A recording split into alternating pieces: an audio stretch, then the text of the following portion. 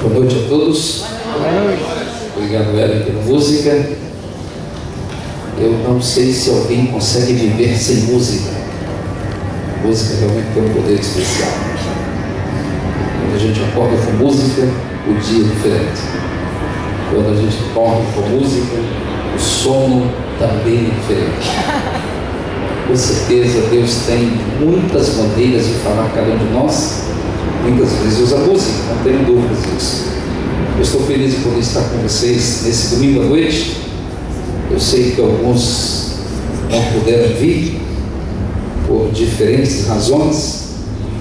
Talvez algumas delas tenham que ver com gol, mas Deus perdoa a todos, não é? E que Deus seja louvado pela presença de cada um de vocês. Estamos quase já vendo o dia da segunda-feira, já começamos esse dia, e uma nova semana se apresenta com muitos desafios, com certeza. Muitas coisas surgirão que nós não conhecemos, mas Deus conhece, e é por isso que nós precisamos depositar a nossa confiança nele cada vez mais. Ontem nós discutimos um pouquinho o tema: posso confiar no meu coração? Podemos confiar no nosso coração? Os que estavam pela manhã se lembram, nós começamos falando um pouquinho sobre o aspecto de ligação entre o coração do homem e o coração de Deus. A plenitude, de viver a plenitude na presença do Senhor. Depois, aqueles que vieram à tarde puderam investigar conosco, e nós trabalhamos um pouquinho a questão do aspecto sentimental, emocional e espiritual de cada cristão no plano de Deus para a nossa vida como família, a nossa vida como pessoa. E agora, essa noite, eu queria pensar e meditar com vocês na palavra do Senhor em outro aspecto. Onde está o nosso coração? Onde estão depositados os nossos sonhos, as nossas energias, as nossas alegrias? Onde estão depositadas as nossas aspirações como ser humano e como cristãos? É claro que a gente vive num mundo de muita informação, e esse fator informação acaba muitas vezes ludibriando a mente daqueles que não seriam enganados se não se envolvessem com algumas coisas da vida. Mas o Senhor tem muitas maneiras de trabalhar. Eu já disse, basta que nós nos coloquemos nas suas mãos e Ele vai fazer a obra, mas isso não é fácil. Nós precisamos entender algumas coisas que são importantes para a nossa vida como cristãos.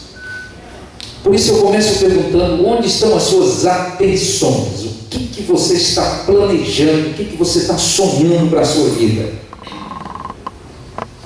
Talvez se eu perguntasse aqui para um rapaz, uma moça de 18, 20 anos, que está na faculdade, ele me diria: pastor, eu estou pensando na minha conclusão do meu curso, na minha formatura, eu quero ganhar dinheiro, eu quero me tornar uma pessoa boa, eu quero constituir uma família. São sonhos que estão geralmente na adolescência e na juventude, que não devem ser perdidos ao longo da vida. Se eu perguntar para alguém que já está trabalhando há 30 anos, ele vai dizer: já estou pensando na aposentadoria. Se eu perguntar para alguém que tem um fusquinha velho, já quase não existe Fusca, né? Existe ainda? Aqui tem na igreja. Verdinho, todo mundo tem um verdinho aí? Todo mundo. Se eu perguntar para alguém, eu não vou perguntar para quem não tem Fusca. Mas se eu mudasse um pouquinho a pergunta e perguntasse assim: o que é mais importante para você? O que é mais valioso para você? Talvez alguém me diga: pastor, minha família. Claro, a família é muito importante. Talvez alguém te diga: eu ainda não tenho muito o que dizer de família, porque já não tenho pai, já não tenho mãe, ou pelo menos um dos dois, e ainda não sou casado. Então talvez a família nesse momento não é o mais importante, eu tenho outra prioridade.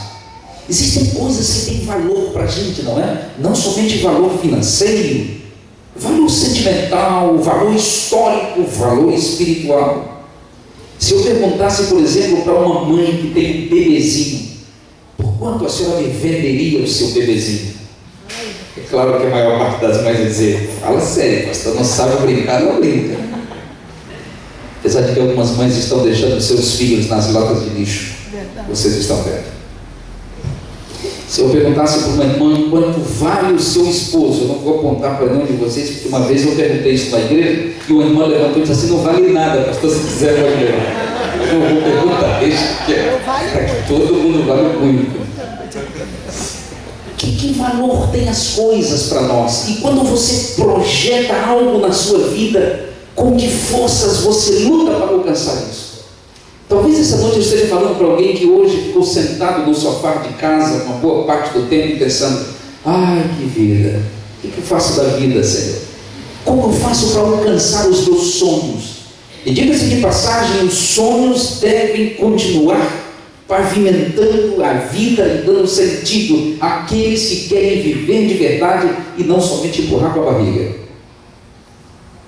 Dizem que sonhos são alvos estabelecidos pelo subconsciente, são metas de um mundo distante que gostamos de pintar na tela da mente com o pincel do coração. Dizem que são ainda os impalpáveis momentos de hoje que o mundo traduzirá amanhã. E é preciso saber que há um sonho em cada vida e uma vida em cada sonho, e quando o sonho de cada vida se torna a vida de cada sonho, deixa de existir o sonho da vida para existir a vida do sonho. Eu não sei se vocês entenderam. Essa eu estou repetindo. Ou eu sou capaz de repetir. Os sonhos são os nossos projetos de vida com data marcada. É quando você pensa assim: até o final deste ano eu quero chegar ao ponto X.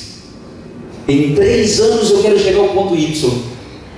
Em mais 5 anos eu quero chegar ao N. Você se projeta, se organiza, se planeja e começa a trabalhar com muita força, com muito gás e, como cristão, com muita oração. Quando você faz isso, você tem uma tendência, e a sua tendência é de lutar por tudo aquilo que você acredita e colocar o seu coração neste seu sonho. É assim a nossa vida? Ou então não é vida? Abra sua Bíblia. São Mateus capítulo 6. Nós vamos a um contexto, mas eu quero ler só um verso, não quero sair do contexto, por isso vou ler esse verso e já estou anunciando todo o contexto. Capítulo 6 de São Mateus. Você pode abrir comigo a sua Bíblia e encontrar aí São Mateus capítulo 6. Vamos juntos ler o verso 21, que está exatamente abrindo ou criando um pano de fundo para o nosso tema dessa noite. Vocês já viram o contexto, não preciso repetir, mas o verso de 21 diz assim: porque onde está o teu tesouro, aí estará o quê? Também o teu coração. Qual é o teu tesouro? Qual é o seu plano de vida? Quais são os seus sonhos espirituais? O que você pensa se Jesus não voltar daqui a 5 anos? Como cristão, como é que você pensa? E o que você sonha com a sua família? Eu cresci na igreja. Quando eu tinha 6, 7 anos, meu pai batizou na igreja, nós começamos a caminhar para a igreja. E meu pai tinha um plano para os seus filhos. E ele orava por esse plano todos os dias. E ele sonhava com isso todos os dias. Eu nasci numa família simples. Meu pai era um servidor, um homem normal. Não era uma família de muita condição. Uma família de classe média.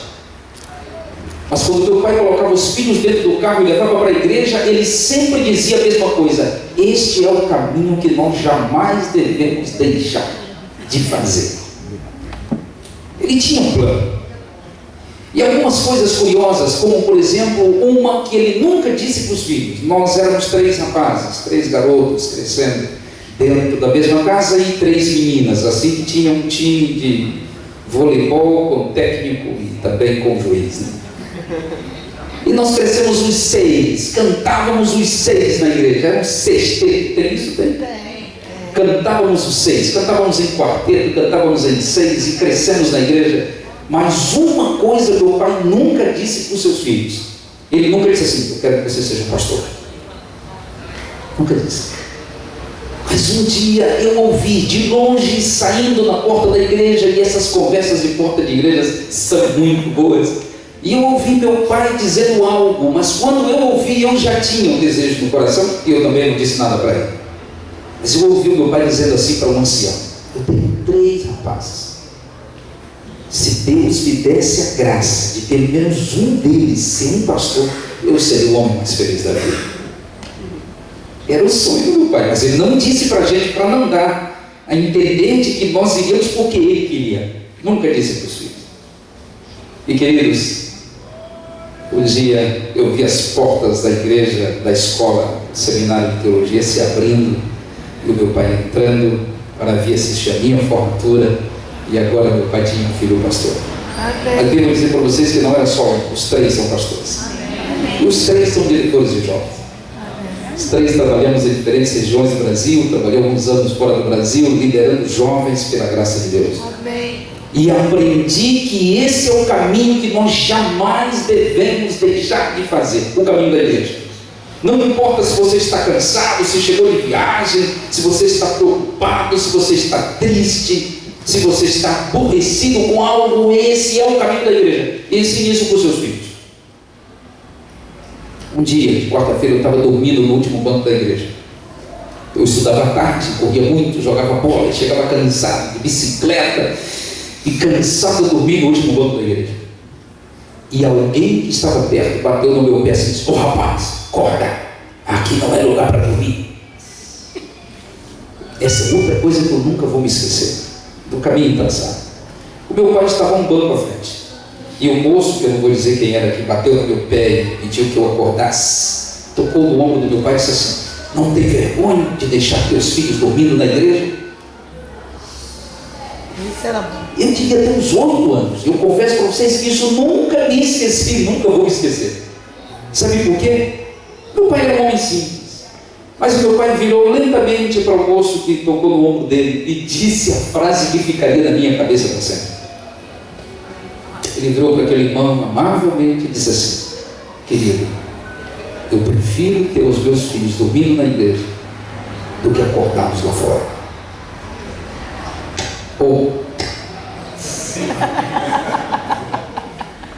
E eu fiquei pensando, eu posso até dormir na igreja, mas estou dentro da igreja. Estou no caminho certo, estou no caminho correto. Agora abra a sua Bíblia comigo. Nós vamos ao livro de Reis, segundo Reis. Abra comigo aí sua Bíblia. Vamos ao segundo livro de Reis. E quero encontrar com vocês algo bem interessante aqui, nesse momento. Segundo livro de Reis, capítulo 2. Abra aí. Capítulo 2. Encontre comigo aí. Segundo livro de Reis, capítulo 2. Versículo 1 e versículo 2. A história de alguém que sabia onde colocar o seu coração. Eu vou ver 4 coisinhas com vocês, pontuais, para ficar na cabeça para esse começo de semana, pela graça de Deus. Diz assim o capítulo 2, versículo 1: Quando estava o Senhor para tomar Elias ao céu por um redemoinho, Elias partiu de Gilgal em companhia de Eliseu. E disse Elias a Eliseu: "Fica-te aqui, porque o Senhor me enviou a Betel." E respondeu Eliseu: "Tão certo como vive o Senhor e vive a tua alma, não te deixarei." E assim caminharam em direção a Betel. O que foi, pastor? Não entendi nada. Você vai entender agora, pela graça de Deus. Primeira coisa, nós encontramos aqui neste capítulo o final da história de Elias. Vocês lembram de Elias? Vocês já ouviram algumas mensagens sobre Elias? Vocês sabem que ele era de Tisbé, ao leste da Transjordânia. Era um homem que nasceu numa cidade pequenininha que até hoje não aparece no mapa. Elias nasceu numa cidade onde o sol chegava a 48, 50 graus. Não havia supermercados, shoppings, aeroportos, não havia ruas pavimentadas, ele não tinha cartão de crédito, não usava tênis importado, não sabia falar o celular e nunca tinha entrado numa loja como as que nós temos hoje. Mas ele tinha uma coisa: um coração entregue nas mãos de Deus. E tinha mais uma coisa: ele sabia que o Senhor dirigia a sua vida e sabia qual seria o final da sua história. Isso já seria o suficiente. Mas eu quero destacar 4 coisinhas que tem que ver conosco hoje. Imagina, isso aqui aconteceu há tantos anos, há milênios, mas coisas que tem que ver conosco hoje. A primeira delas, nós vamos encontrar logo aqui no versículo 1, quando nós lemos que o Senhor estava para tomar Elias ao céu, quando ele partiu de Gilgal em companhia de Eliseu, que era o seu servo. O nome Gilgal tem algo muito especial. Gilgal é chamado de lugar de início, era um local de segurança para Elias. De acordo com Josué, no capítulo 4, no versículo 19, este foi o lugar do primeiro acampamento de Israel após atravessar o Jordão. Era nova vida, era novo começo. O povo de Israel estava vendo as profecias se cumprindo, as promessas de Deus se cumprindo. Agora eles já estavam na terra em que o Senhor tinha prometido aos seus pais. Gilgal é o símbolo do começo da vida cristã de qualquer pessoa que um dia entregou a sua vida nas mãos de Deus. E ele sabia disso. Estando ali, preparou-se para fazer a última viagem da sua vida. Ele passearia pelo país, andaria por alguns lugares na companhia do seu servo. E portanto, ele sabia que aquela seria a sua última viagem. Ele sabia de onde estava saindo e onde queria chegar. Vocês sabem qual é o maior problema do ser humano hoje?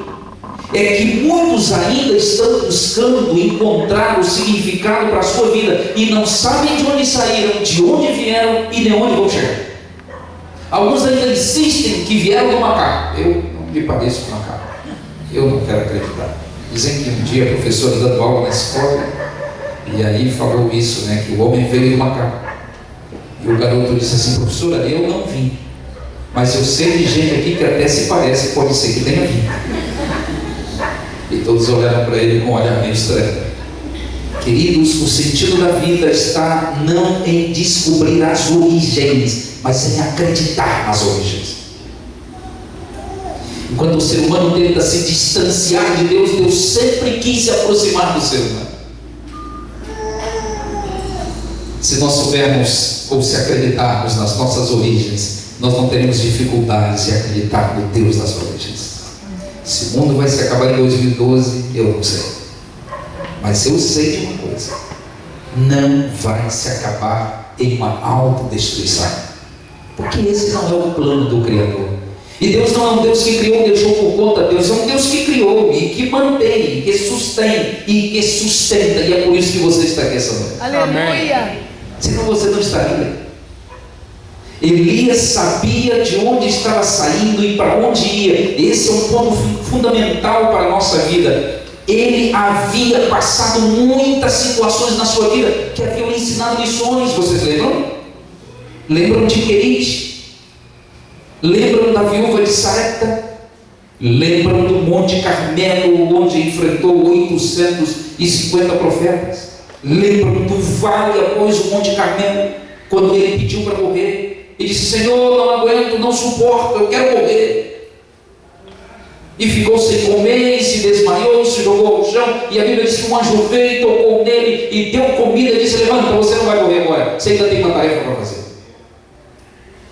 Tudo isso havia passado, e ele se lembrava de tudo isso, mas agora chegou o momento de fazer a sua última viagem. E por isso a Bíblia diz no versículo 2 que ele chamou Eliseu e disse: fica aqui, porque eu vou a Betel. E Eliseu disse: não importa o que aconteça contigo, eu não vou te abandonar.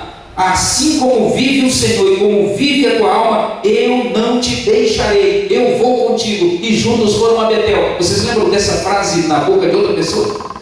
Quem é? Lembra?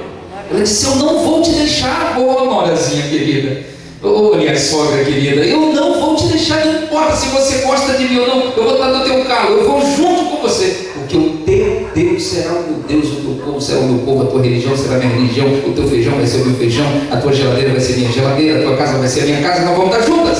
Amém. segurança daquilo que acredita. Eu disse para vocês ontem, tem muita gente que vive em uma insegurança completa e não sabe para onde vai, mas agora eles vão a Betel. Betel te lembra alguma coisa? Uma, duas, três coisas. Existem muitas coisas de Betel na Bíblia. Uma delas foi o local onde Jacó teve o sonho. E a Bíblia diz que ele viu uma escada que tocava da terra até o céu, e quando ele acordou, se assustou e disse: o Senhor está aqui. Esse local não é qualquer lugar. Eu vou chamá-lo de casa de Deus, porta do céu, Betel. Depois, mais na frente, nós encontramos muitos outros acontecimentos aí. Nós encontramos inclusive Abraão fazendo o altar para sacrificar em Betel, na porta do céu. Queridos, o segundo local tem também um simbolismo especial, porque representa o local em que cada crente encontra a Deus todos os dias, na porta do céu. Se nós não encontrarmos com o Senhor todos os dias, nós não teremos forças para vencer este mundo e as dificuldades que Ele apresenta. Nós ficaremos no meio do caminho e nunca chegaremos ao local onde nós queremos realmente chegar. Betel é o nosso encontro com Deus. Esse é um local em que nós devemos buscar todos os dias. É o seu cantinho lá na casa, é a sua aproximação, é a sua confiança em Deus. Lembra do primeiro amor? Quando você chegava cedo na igreja e queria cantar, e queria pregar, e limpar os bancos, você fazia qualquer coisa, você tinha uma confiança tremenda na oração. Ainda é assim? Ainda vive Betel? No versículo 4, pulamos para o versículo 4, a Bíblia diz assim: e disse Elias a Eliseu: fica-te aqui, porque o Senhor me enviou a Jericó. Porém ele disse: não, tão certo como vive o Senhor e como vive a tua alma, não te deixarei. E assim foram juntos aonde? Jericó. E vocês sabem o que aconteceu em Jericó? Vocês imaginam os dois caminhando, porque não havia ônibus, não havia coletivo, táxi, avião, os dois caminhando e se aproximando de Jericó. Eu posso imaginar as lembranças na cabeça, especialmente de Elias, quem conduzia a viagem, se lembrando dos ruídos das muralhas, do zunido das flechas, quem sabe do grito do inimigo, do tombar dos muros, o grito de vitória do povo de Deus. Aquela foi a Normandia de Israel. Aquele foi o momento especial das batalhas do povo de Deus, quando, conquistando povos e nações, eles marchavam em direção à promessa. Tem alguma coisa a ver conosco hoje? É isso mesmo que você está pensando. Jericó significa local de batalha. Quantas batalhas nós não temos que travar no nosso dia a dia, não é? Para poder sairmos como vencedores. Aquele dia D, aquele momento em que não pode falhar, em que você não pode voltar atrás. Muitas vezes você se sente meio sozinho, buscando encontrar algo, alguém, alguma coisa, mas parece que ninguém está perto de você. Você olha para um lado e vê muralhas, olha para o outro e vê soldados, e quando você olha para cima, parece que você não vê a Deus, e começa a se perguntando: Senhor, onde é que o Senhor está? Por que eu estou sozinho? Eu ando por aí, ando nesta cidade enorme para todos os lados, mas parece que ninguém me nota. Senhor, quando alguém me nota é para me criticar como cristãos, é para tirar pedras, é para apontar o dedo. Por que eu tenho que sofrer? Lembrem-se da oração sacerdotal de Jesus, no capítulo 17 de João. Ele disse assim: Senhor, não te peço que os tires do mundo, mas sim que os livres do mal. Quantas provas, não? Quantas tentações. Quantas vezes nós gostaríamos de ser um pouquinho mais fortes. Eu olho para vocês e fico pensando: e as lutas pessoais de cada um de vocês? E aquilo que ninguém sabe, que só você e Deus sabe. Aquela lágrima que ninguém viu rolar, aquele nó no pescoço ou na garganta que ninguém conseguiu desatar. E depois aquela alegria por haver vencido. O cristão não tem só tristezas, tem alegria também. É verdade. Muitas alegrias, louvado seja Deus. Amém. Para isso nós precisamos de uma coisa: abrir o coração. Esse é o nosso tempo. Eu disse, uma garota me procurou e disse: pastor, olhe por mim, eu estou enfrentando grandes dificuldades, eu não sei o que fazer. Está bem? Pastor, eu tenho um professor na minha faculdade, eu tenho aula com ele 3 vezes por semana, e esse homem tem me perseguido, pastor. Eu sei que ele é casado, eu sou uma moça solteira, mas eu tenho princípios. Pastor, ele me manda recados, descobriu o número do meu celular, me manda torpedos, SMS. Esse homem já me fez cada proposta que eu não sou capaz de dizer para o senhor. E eu me vejo encurralada. O que eu faço? Provas, não? Barreiras, tentações, batalhas. Nós precisamos aprender a vencer as batalhas e não vencer sozinho. E você quer saber qual é o segredo? Se você quiser perder uma batalha, deixe Deus de lado e lute sozinho. Você vai perder. Experimenta. Não experimenta. Mas se você quiser ganhar uma luta, coloque Deus para lutar por você. Amém. E ela vai estar ganha em nome de Jesus. Amém. Depois nós encontramos no versículo 6, continua com a Bíblia aberta. Versículo 6, disse-lhe, pois, Elias: fica-te aqui, porque o Senhor me enviou ao Jordão. Mas ele disse: tão certo como vive o Senhor. E o resto da frase você já sabe, Elias: não te deixarei.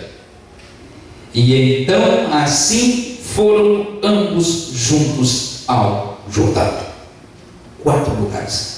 Conseguem relembrar? Durante a semana vai lembrar disso aí? O primeiro local era Gilgal.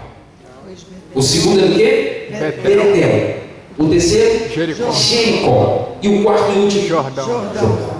Lembra do Jordão? O Jordão tem muitos simbolismos. Talvez o maior deles é o simbolismo da morte. Isso mesmo. O simbolismo da morte, não da morte física necessariamente, mas da morte do eu. É o momento em que o povo de Israel aprende a colocar diante de Deus as suas necessidades, a sua abnegação e a sua confiança.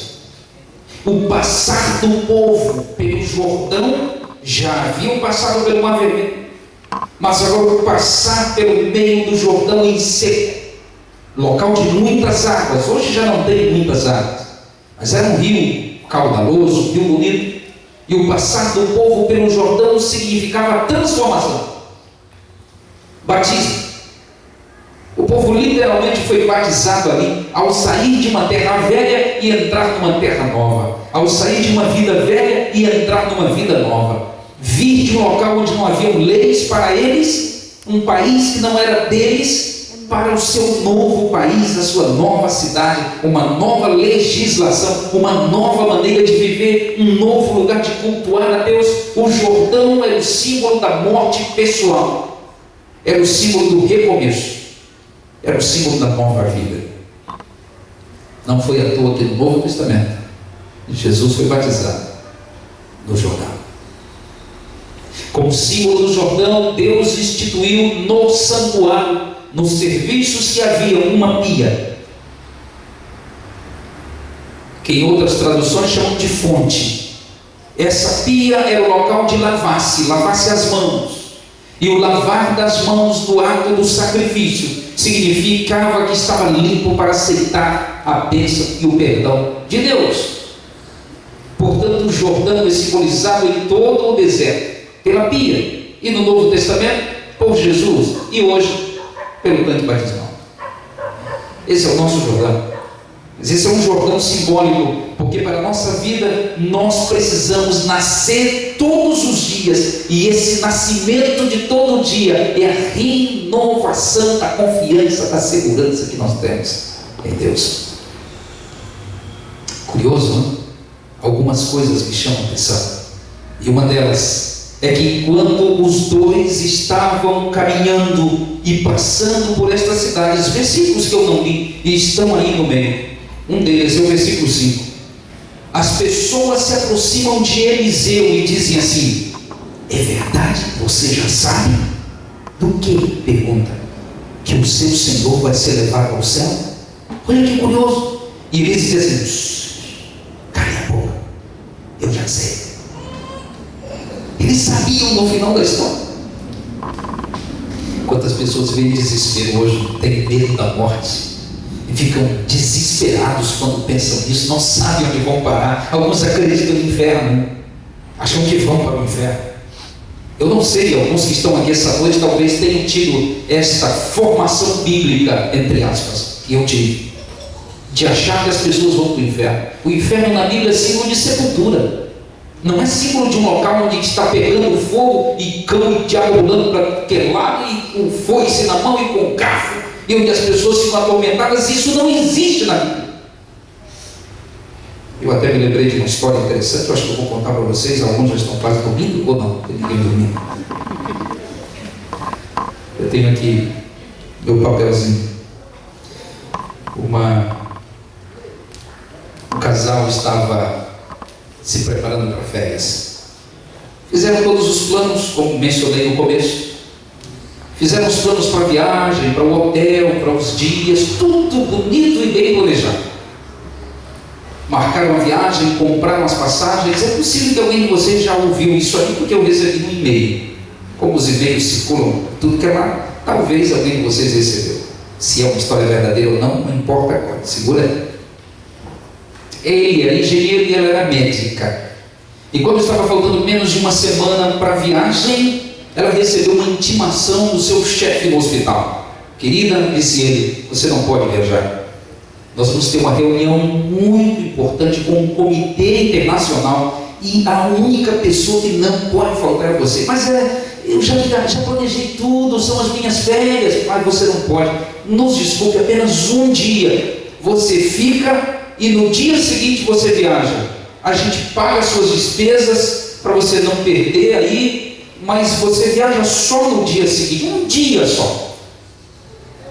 Chegou um acordo com o marido de que tudo bem, para não perder as duas passagens, ele iria num dia e ela iria no dia seguinte. A viagem era longa, incluía avião, pequenos barcos, carro, até chegar numa ilha, local bonito, paradisíaco. E enfim, chegou o dia da viagem, o marido foi sozinho e a mulher ficou. Ela chegaria 2 dias depois. Quando ele chegou no destino, ele disse: vou mandar um e-mail para ela. E então escreveu um e-mail e mandou para a esposa. Só que na hora de enviar, ele errou uma letra. E você já sabe o que acontece quando a gente erra uma letra ou um sinal. Não chega na caixa de destino. E esse e-mail que ele mandou chegou na casa de uma outra pessoa, de uma senhora que havia perdido o marido. O marido tinha morrido 2 dias antes. No dia anterior ela tinha feito o sepultamento. E quando foi naquele dia, de manhã cedo, ela acordou desanimada, desmotivada, triste, disse: bem, não tenho muito o que fazer, eu vou olhar meus e-mails. Então eu vou ler o e-mail para você. Quando ela abriu a sua caixa de e-mails no seu computador e começou a ler, lembrou da história. O marido viajando mandou um e-mail para a esposa que chegaria. Caiu na caixa da viúva, que não tinha nada a ver com a história. E aí, quando a senhora leu o e-mail, ela deu um grito, caiu de costas desmaiada, a família se aproximou para ver e estava na tela do computador assim: querida esposa, estou te escrevendo para dizer que cheguei bem. Foi uma viagem longa, difícil. Passei por lugares lindos, mas também por alguns meio escabrosos. O pessoal aqui é muito legal e está tudo preparado para a sua chegada amanhã. Vai ser maravilhoso e vamos fazer uma linda festa com a sua presença. De alguém que te ama eternamente. Assim é o seu esposo. Observação: faz muito calor. Imagina. Queridos, qual será o final da nossa história? Depois que Elias passa por Gilgal, o local de início, por Betel, onde ele lembrava da contrição com Deus, depois que ele passa por Jericó e se lembra das batalhas, depois que ele passa pelo Jordão e se lembra do recomeço, da nova oportunidade, Agora nós chegamos ao versículo 9. Abra aí sua Bíblia, versículo 9. Estamos no segundo livro de Reis, capítulo 2. Versículo 9, diz assim: havendo eles passado, Elias disse a Eliseu: pede-me o que queres que eu te faça antes que seja tomado de ti. E disse Eliseu: peço-te que me toque por herança a porção dobrada do teu espírito. Olha o pedido. Inicialmente até parece meio presunçoso, né? Eu quero mais do que você tinha. Não era essa a intenção. Eliseu estava dizendo: eu quero ser tão fiel, eu quero ser tão leal, eu quero ter tanta confiança e tanta certeza quanto você. E para que eu não tenha dúvida, coloca um pouquinho mais. É temperinho. Sabe por quê? Pelo que nós vamos ler agora. E claro que nós sabemos. Elias sabia o final da sua história. Eliseu sabia o final da história do seu patrão. O povo sabia o final da história de ambos. Isso aqui, versículo 11. Indo eles, andando e falando, eis que um carro de fogo com cavalos de fogo separou um do outro, e Elias subiu ao céu. Não revelou. Eu posso te perguntar? Qual era o final da história de Elias? A morte não tragou. Ele não experimentou o amargo sabor da morte. Ele foi tomado ao céu. Eu fico pensando Elias lá no céu com Jesus se olhando para a terra e dizendo: Senhor, agora vamos ter misericórdia dos que ainda estão lá. Queridos, todos sabiam o final da história daquele homem. E quando eu leio isso, eu fico pensando, olhando para mim, e fico me perguntando no meu dia a dia, nas minhas viagens, no meu trabalho no escritório, quando estou na igreja, quando estou com alguém, quando estou passando, passeando, andando, será que as pessoas olham para mim e veem Jesus em mim? Será que eles veem o final da história? Um dia desse eu estava viajando na 101 para Vitória, saindo aqui pela região dos Lagos, e um caminhão havia escrito assim, atrás do caminhão estava escrito: não me siga, não sei onde estou. Eu falei: miserável, deixa eu sair daqui. Saí de trás desse caminhão, me deu uma vontade de escrever no meu carro: me siga, eu sei onde estou indo. Eu sei onde estou indo. Nós passaremos por esta terra, mas aqui não é o nosso lugar. Nós não temos que nos acostumar com esse mundo. Nós temos que passar por aqui. Nós temos que experimentar as dores desse mundo, mas entender que a dor não é o fim, a morte não é o fim, o sofrimento não é o fim. Deus tem algo preparado para cada um de nós. Amém. Ele subiu ao céu. A nossa história tem que terminar no céu. Amém. Eu estou olhando para todos vocês, confesso que não consigo ver os olhos de todos, mas pelo menos os que estão mais perto é que eu consigo ver. Eu quero olhar nos olhos de vocês e dizer a cada um de vocês, queridos, nessa noite: não permita que a sua história termine na terra. A história tem que terminar no céu. Aconteça o que acontecer, quanto tempo tenhamos que esperar, não importa. Nossa história não termina aqui, ela termina no céu. O nosso coração está depositado nas mãos de Deus, e com essa confiança, com esse sonho, com esse ideal de vida, nós chegaremos ao céu. Amém. Estamos começando uma nova semana. Com ela muitos desafios. Nós não sabemos o que vai acontecer. Só Deus sabe. Nós não sabemos quantas coisas nos esperam daqui para frente, nem quanto tempo temos que esperar. Mas nós sabemos de uma coisa: Deus não desiste de nós. E nós não temos que desistir dele. Amém. Esse mundo vai sempre nos oferecer algo em troca. E trocar Jesus por coisas é o mais comum nos nossos dias. Nós não devemos desistir. Nós precisamos continuar trabalhando, continuar vivendo, continuar sonhando. Mas o nosso ideal não acaba na terra, acaba no céu. Amém. Eu vou convidar a Evelyn, ela vai cantar agora. E Caio, queria que vocês ouvissem essa música. Enquanto ouvem a música, pensem um pouquinho no nosso caminhar. De onde viemos e para onde estamos indo? Qual será o plano de Deus para a nossa vida? e se estamos prontos para aceitar o que Deus está planejando para nós. Ele quer fazer de cada um de nós um vencedor, não um perdedor. Depende de nós. Escute essa música.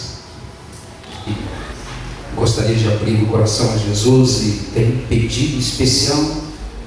Quem sabe pela sua vida, saber por provas que você está passando, algo que você queira colocar nas mãos de Deus e que veio essa noite buscando essa bênção.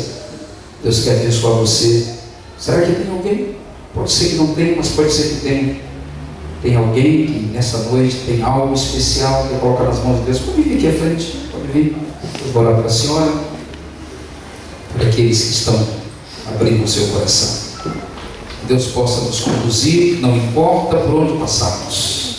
Se temos que passar por Gilgal, por Betel, por Jericó, ou pelo Jordão, se temos que travar batalhas, se temos que buscar Deus em oração, se temos que recomeçar a vida, não importa o que aconteça, Deus quer dar uma bênção especial a cada um de nós e muitas vitórias em nome de Jesus, e que Ele possa conceder isso a cada um de vocês nessa noite.